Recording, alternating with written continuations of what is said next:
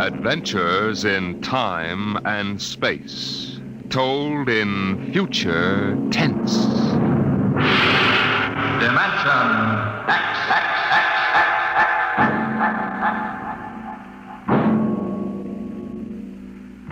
The National Broadcasting Company, in cooperation with Street and Smith, publishers of astounding science fiction, bring you Dimension X.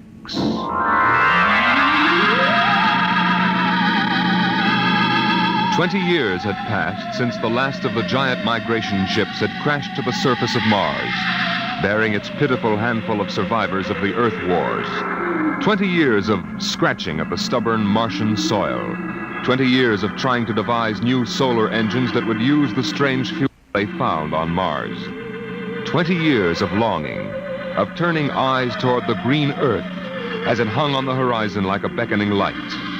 And now it was done, and the first new ship, built of shining Martian chromaton, had lifted bravely toward home with 3 men locked in its metal belly. Would they return to an Earth made barren by cosmic dust, to a blackened radioactive hell? Or would they find intelligence still alive on the scourged planet? What had 20 years of death and radioactivity done to our beloved Earth?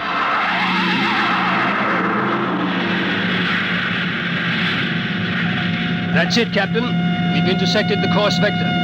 Williams, Yes, sir. prepare for deceleration. Forward fission ready, Captain. Read us off, Evans. We'll enter the gravitational field of the Earth in exactly 10 seconds. 9, 8, 7, 6, 5, 4, 3. Fire 2 and 4. 1, 0. 2 and 4. What's our momentum, Evans? -3. Fire 1. 1. -4 now. Steady as she goes. How are we? On parabola now. If we can hold, we should breach the heaviside layer somewhere north of what used to be Murmansk. Let's have a look at her. Visor, please. Yes, sir. Mother Earth. 20 years. We're going home, Evans. We're going home. Home to what, Captain? Home to a burned-out radioactive planet that is incapable of supporting human life? Evans and I don't agree with that, Williams. We think the Earth is ready for us again. That should give us another chance. I'm sorry, Captain, but I was born and brought up on Mars under the new central government. We younger men disagree with you about migrating back to Earth. For us, Mars is home. Well, we'll see. If there is some form of life on Earth, we'll find out soon enough. Williams, head for New York.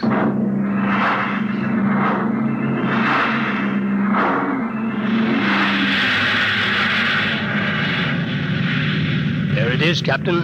You can barely see the top of the Atomic Trades building in the twilight. They never finished building it. Dark as a tomb. Slow to cruising speed. Cruising speed. It begins to look as if Williams is right, Captain. Not a sign of life on 4 continents. Now, we'll make a radiation check and then head back for Mars. You agree with me, gentlemen? That for all practical purposes, the planet is dead? It still might... Captain! What is it? Am I going out of my mind? Look out that way to the west. Could that be... By heaven, it is. Those are lights. Turn the ship. Heading west, southwest. Full speed. Full speed. They are lights. Captain, it's a city, a whole blasted city lit up like a Christmas tree. Well, what do you think of your dead planet now, Williams? We shall see, Evans. Remember, the Commission wants evidence of life as we know it. Decelerator -5. We're going to take her down. There's an open area just on the edge of the city. Yes, sir. Hold on, gentlemen. We're about to land.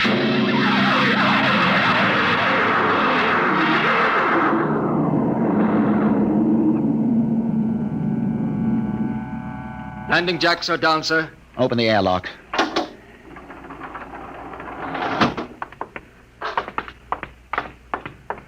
Close. All right, gentlemen. Before we go out, security at all times. Williams, you have the blast gun. I have it. If anyone becomes separated, fire a shot and make for the ship. How's the radiation, Evans? Safe enough so far. This seems to be a light area. Very well.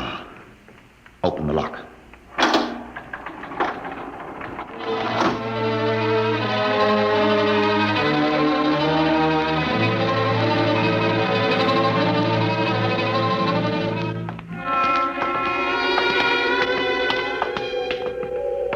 Oh, it's unbelievable. We've been walking for hours now, and not a soul to be seen. There must be someone. How do you explain the lights? I don't know. Municipal building. Shall we have a look here, sir? Possibly the records might contain some clue. Good idea. Keep your weapons ready.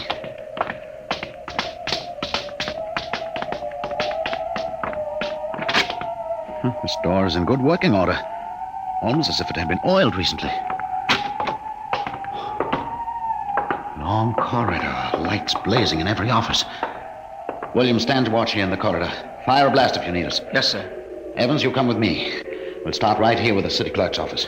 Better check radiation again. Not enough to do any damage. Gives you the creeps, doesn't it?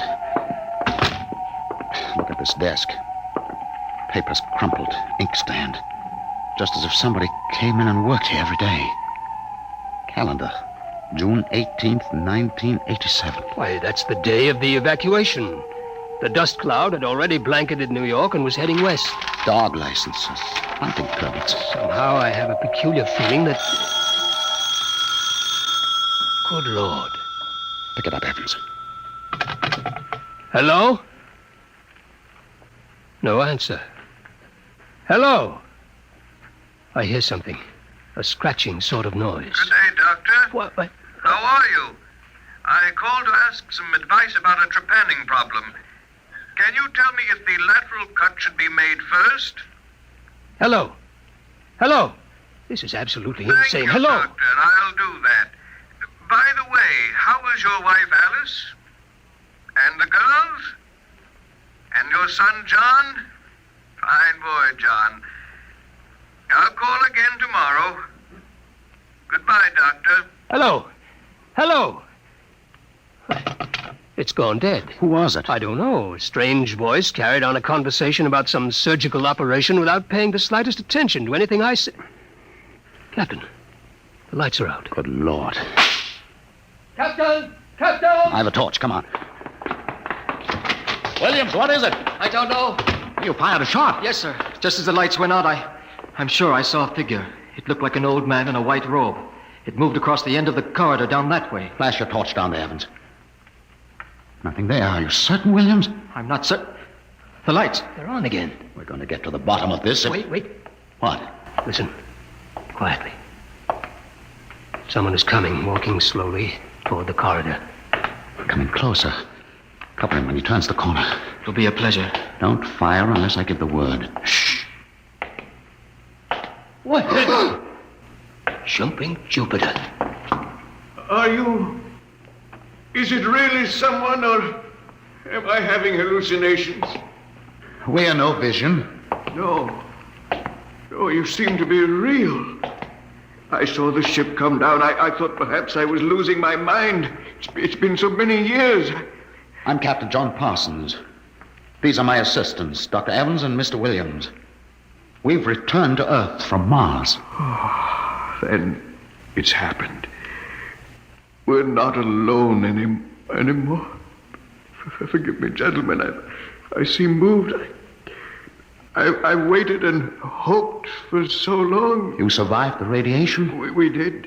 There are others? My family were the only ones. I answered the phone a moment ago. Who was it? You heard my voice, Doctor. Your voice? To break the loneliness, I've recorded my voice and rigged up an automatic telephone. It's pleasant to hear the phone ring. I come here to do my work. I take it you're a medical man. My name's Cornelius Hathaway. Hathaway? Hathaway, the brain surgeon? You know my name. Who doesn't? I watched you on television at college. I saw you 23 years ago. You performed a difficult surgery for a cerebral tumor. Marvelous. Thank you. I'd almost forgotten. My mind, you see, I'm almost 80 now. You look fine, sir. Well, we've had the best of everything. An entire city to choose from. cold storage, the best equipment. But come, when I saw your ship, I told Alice, my wife, you know, to prepare a feast. This is a great day for me, gentlemen. A great, great day.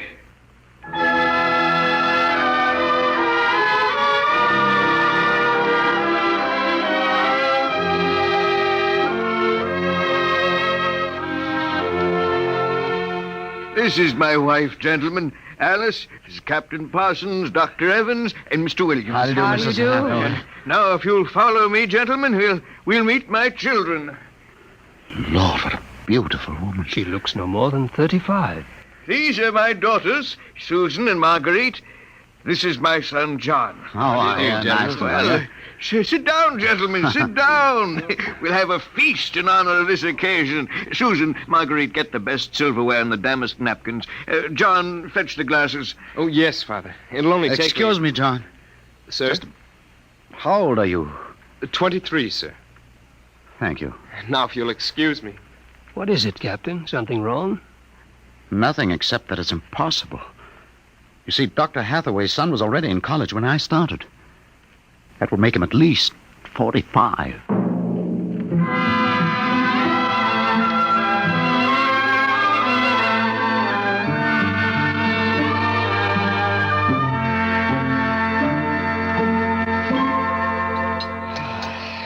That was a wonderful meal, Mrs. Hathaway. Doctor, your wife is an exceptional woman. Thank you, sir. How would you gentlemen like some fresh gingerbread with your coffee? I baked it this morning. Oh, wonderful. Smell that, Evans? Oh, it's like coming home, Mrs. Hathaway. We enjoy having you here. Mrs. Hathaway, may I compliment you on your having preserved your youth and beauty so well? Thank you. We have had no worries here, no competition. Only the things we need for material comfort. Parsons and I were wondering, Dr. Hathaway, if the radioactivity had any effect in preserving tissue. Your children all look so young, too. It is possible, gentlemen, of course. Radiation does strange things to living tissue. Alice, could we have some champagne? Of course. I'll only be a moment. An amazing woman. Did you ever see such grace? Such complete relaxation. It doesn't seem quite natural. I beg your pardon, gentlemen? Captain Parsons was just about to ask how you and your family managed to escape, Dr. Hathaway. We were very fortunate. I was working in the Sierra Mountains at the time.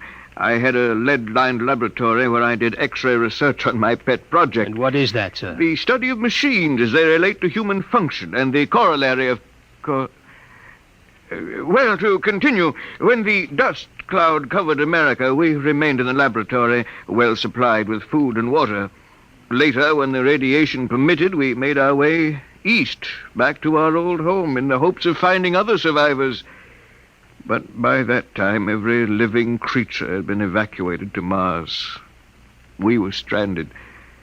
The migration ships didn't wait for stragglers. That's true. My father and I were on the last rocket out of New York. I've always loved this old house. But the loneliness of those first years... At least you had your wife and children.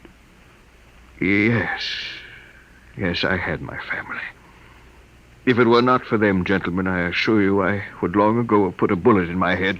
Here we are. Champagne, Captain? Oh, thank you, Mrs. Hathaway.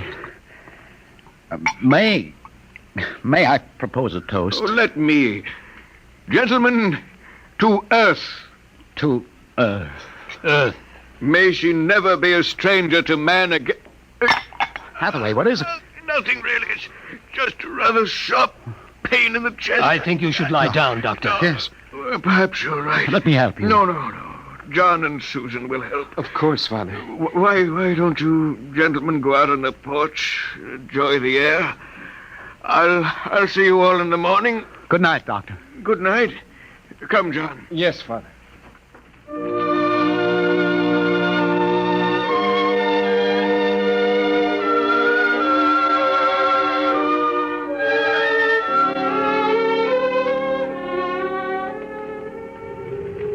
Well, what do you think of old Mother Earth now, Williams?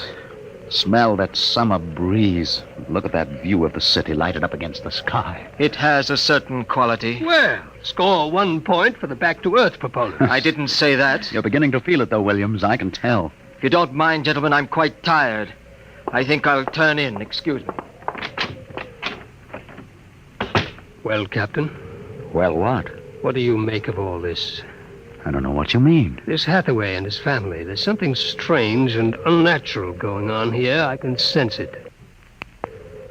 I think you're reading things into it, Evans. Oh, perhaps. Well, I'll turn in too. Are you coming? In a moment, I want to smoke a cigarette. Beautiful view, What? is it not? I didn't hear you come out. How is he? Resting. I've never seen him this bad. Yes, he's an old man. I'm sorry, but the difference in your ages is so apparent. You must have been married very young. My husband is a very great man, Captain. It's too bad there was no one to appreciate him. Once he wired the whole city with sound speakers, and when he pressed a button, the whole town lit up and made noises, as if 10,000 people were living in it. He must have been very lonesome for people. Although with a woman such as you, I don't understand. Perhaps one day you will understand. Good night, Captain. Good night, Mrs. Hathaway.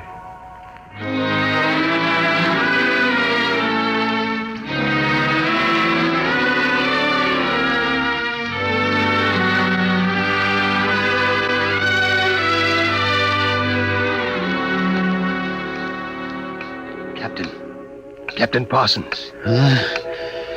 Who was there? It's Dr. Evans. What time is it? 2 a.m. What's wrong? I couldn't sleep. A few minutes ago, I heard someone slip out the front door. The moonlight, I saw it was the old man. He was headed toward our ship. What are you suggesting, Evans? Nothing, except that it's fairly unnatural for an old man with a bad heart to go wandering off at 2 in the morning. Very well. We'll follow him.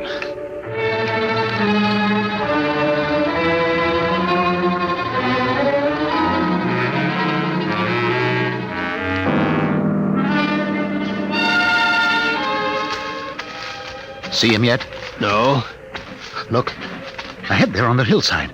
Isn't that Hathaway kneeling in the moonlight? Yes, I think so. Can we get closer? Let's head for that clump of bushes. This is far enough. What do you suppose he's doing there? What are those things on the ground? Good Lord. Those are grave markers. 4 of them. You're right. Seems to be praying over them. Listen. Do you forgive me for what I've done? I had to do it. I was so terribly lonely. You do forgive me, don't you? Yes, I feel you do. I'm glad. I think perhaps I can rest now. I think He's having another attack. Come on. Hathaway! Dr. Hathaway. Raise his head, Evans. His lips are moving. What is it, Doctor? Lean closer. I'm sorry I had to spoil all of this. I've expected it for some time. We'll fix you up. No, this is the end for me. It really doesn't matter. Except for them. What about them, Hathaway? You suspected, didn't you? Yes, I suspected, but I couldn't believe it until now. Do they know? No, they wouldn't understand. I wouldn't want them to know, ever. The Earth. Don't try to talk. The Earth is so fair. Doctor. He's dead, Captain. He knew it was the end this time. Yes, he knew. What was it he meant about your suspecting? Light a match, Evans. Look on those 4 grave markers and tell me what you see. Good Lord. Well? Alice Hathaway, Marguerite Hathaway, Susan Hathaway, John Hathaway. Died July 1987. But that's 20 years ago. If these markers are correct, then who are those others? Can't you guess, Evans? Can't you guess?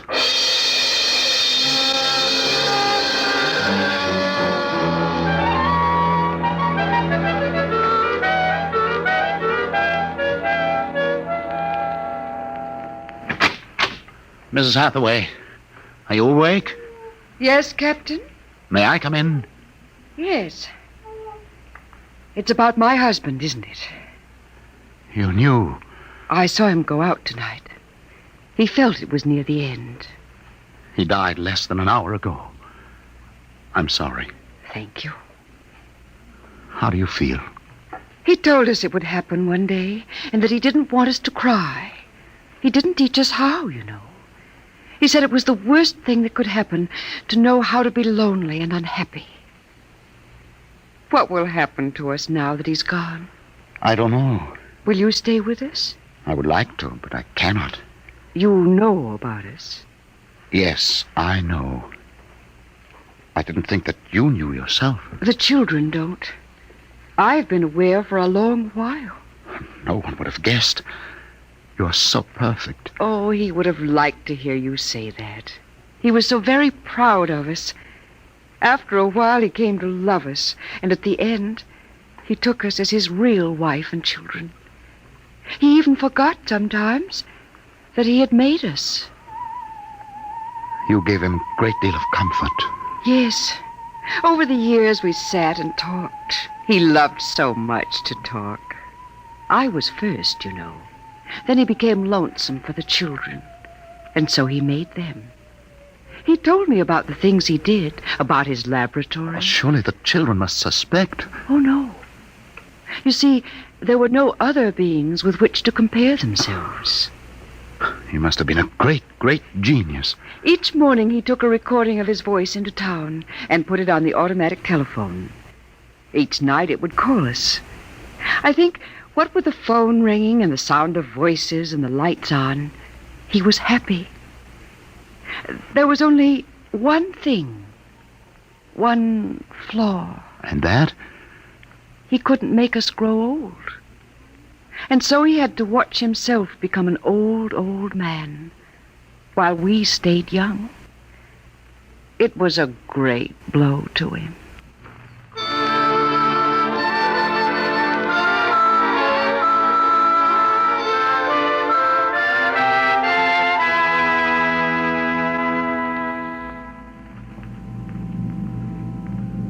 And so we commend the body of this man, Cornelius Hathaway, to his Maker. Ashes to ashes, dust to dust returneth. Amen.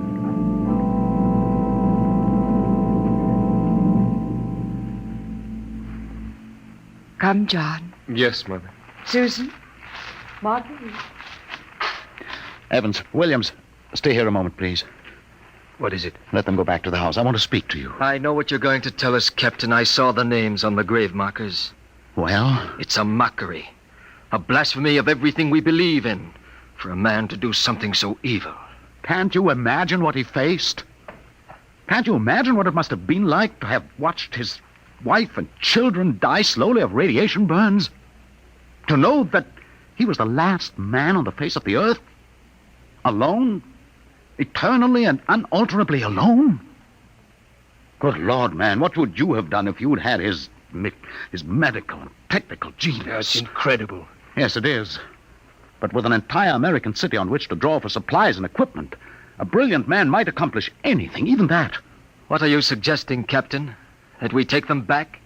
We haven't enough space on the ship for that. Every ounce counts. Still, to leave them here, like that, alone... I think I have an answer, cold-blooded as it may seem. Go on. I suggest that we turn them off. Do you think that I could do that? No, but I could. After all, they aren't human. They're worse than robots. They're ghoulish. Have you talked to her? Has she smiled at you with that quiet, beautiful smile? Captain, we can't take them with us, and it would be less than human to leave them here without Hathaway. Could you do it, Evans? Give me the blast gun, Williams. We'll wait on the ship. Take off in half an hour. Half an hour.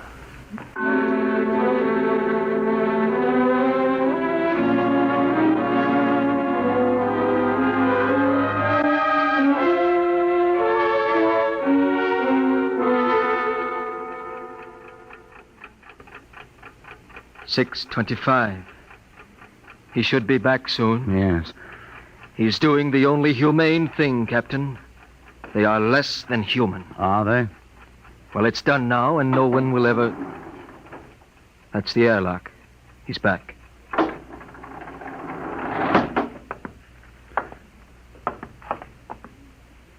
Well, Here's your gun. did you do it? When I entered the house, she looked at me with those fine, intelligent eyes. I couldn't do it. It would be murder, cold-blooded murder. I prayed you wouldn't be able to do it. There will never be anything as fine as they are. Built to last 200, 300, perhaps 1,000 years. Well, get the course in the integrator, Williams. We'll take off in 20 minutes. I should be back by then. You're going out, sir? I'm going to say goodbye.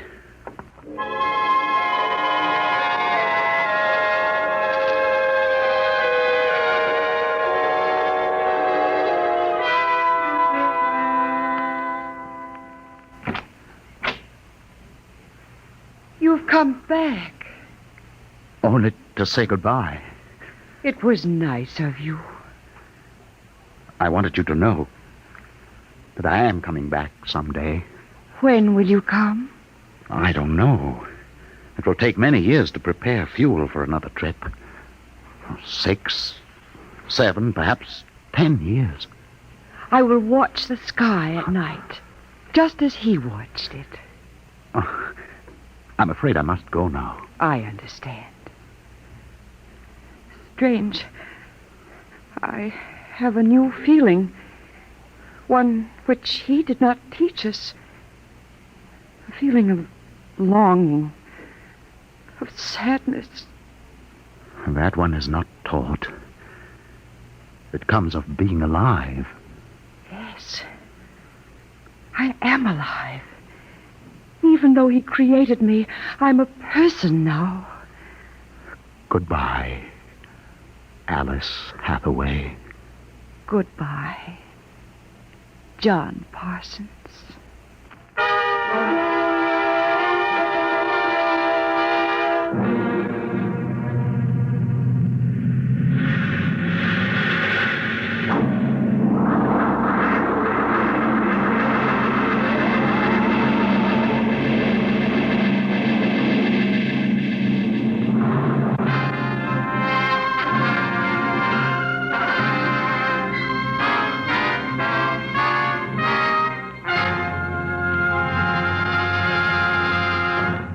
You have just heard another adventure into the unknown world of the future. The world of Dimension X.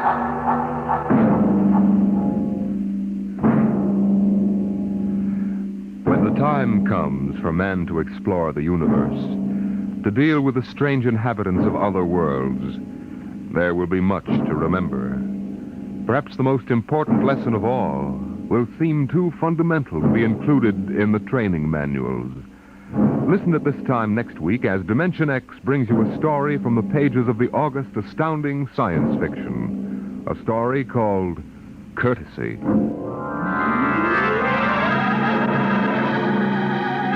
Dimension X is presented each week by the National Broadcasting Company in cooperation with Street and Smith, publishers of the magazine Astounding Science Fiction.